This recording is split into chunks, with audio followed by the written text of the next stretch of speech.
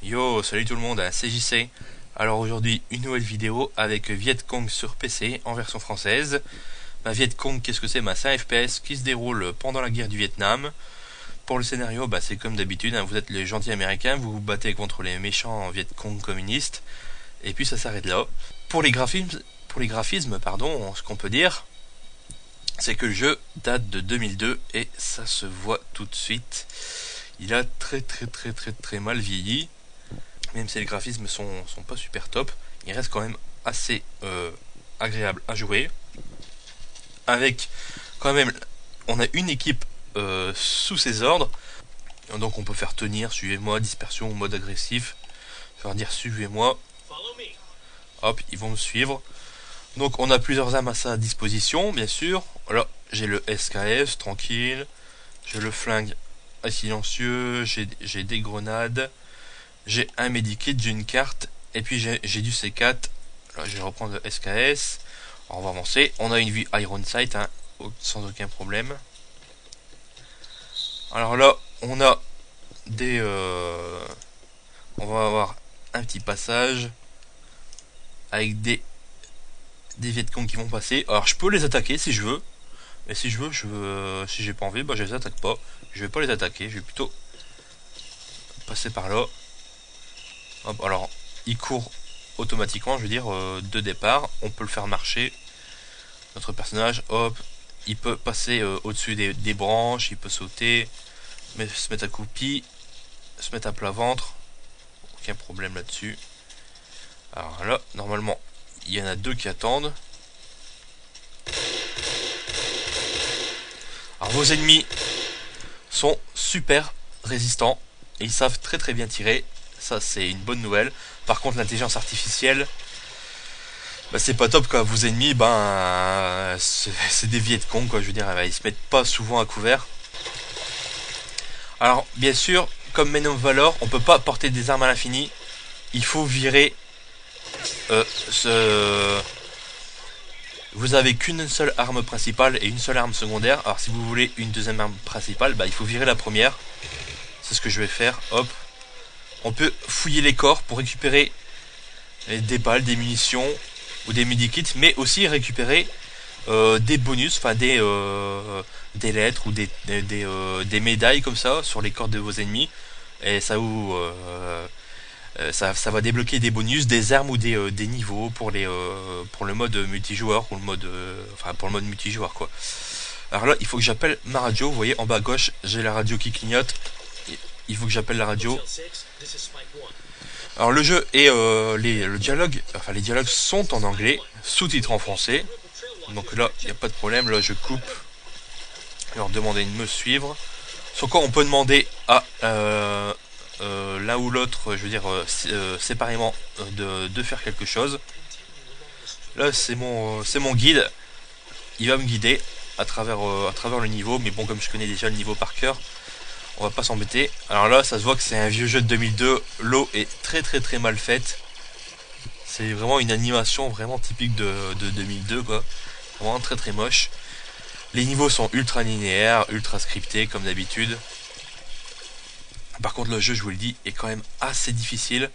Vos ennemis, bien qu'ils soient franchement débiles, ils savent très bien viser. Vous perdez quand même pas mal d'énergie quand vous vous faites toucher. Même en niveau de difficulté facile, là je joue en facile pour les besoins de la vidéo, ça reste quand même assez difficile. Les armes, malheureusement, sont assez imprécises dans leur ensemble. C'est assez dommage. Donc il faut essayer de prendre des armes à peu près précises. Oh, normalement, il faut se couvrir, il faut pas faire comme moi.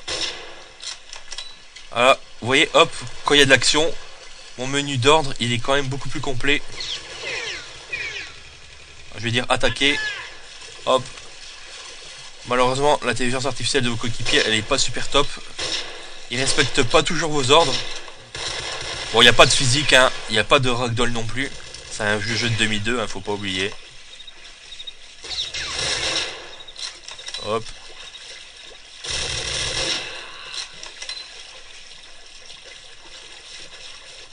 J'avance. Il y a quelqu'un là-bas. Je l'ai eu. Alors pour le mode multijoueur, j'y ai joué. Et bon, les années passant, il y a de moins en moins de monde sur les serveurs, ça c'est normal. Mais il reste encore des serveurs, je veux dire, assez bien remplis, donc vous pouvez encore vous amuser à ce jeu. Par contre, les niveaux multijoueurs sont pas super terribles. Ils sont pas super bien agencés. Moi, je les aime pas beaucoup. Donc, je préfère encore les missions solo.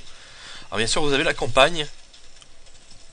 Et ensuite, vous avez le mode solo qui vous permet de refaire tous les niveaux du mode campagne que vous aurez débloqué, avec toutes les armes que vous aurez débloquées en récupérant les bonus sur les cadavres de vos ennemis.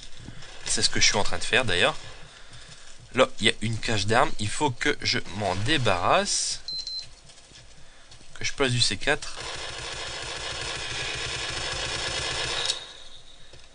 Alors, ce qu'il y a un truc pas super agréable, c'est que vos ennemis, quand ils sont cachés, ils ont tendance à vous voir à travers les feuillages, mais vous les voyez pas. Donc c'est très énervant. Ouh, celui-là, il l'a bien cherché. Alors, hop, j'ai le flingue. On a aussi un couteau dont on se sert jamais dans le jeu. Alors lui, je sais pas.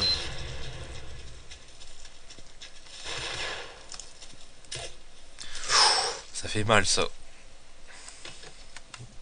Et il faut que j'appelle ma radio. Hop, je peux en appeler qu'un seul si je veux. Ou les appeler tous en même temps.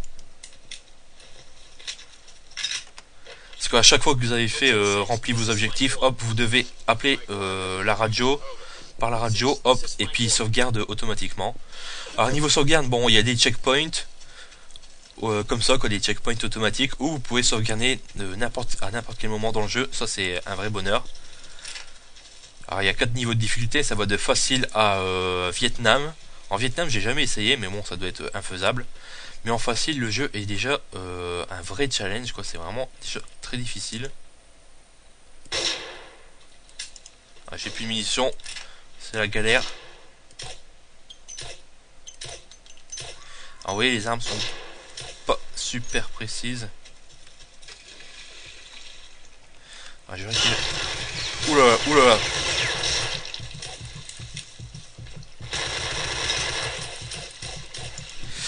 Bon, il l'aura bien cherché, quoi.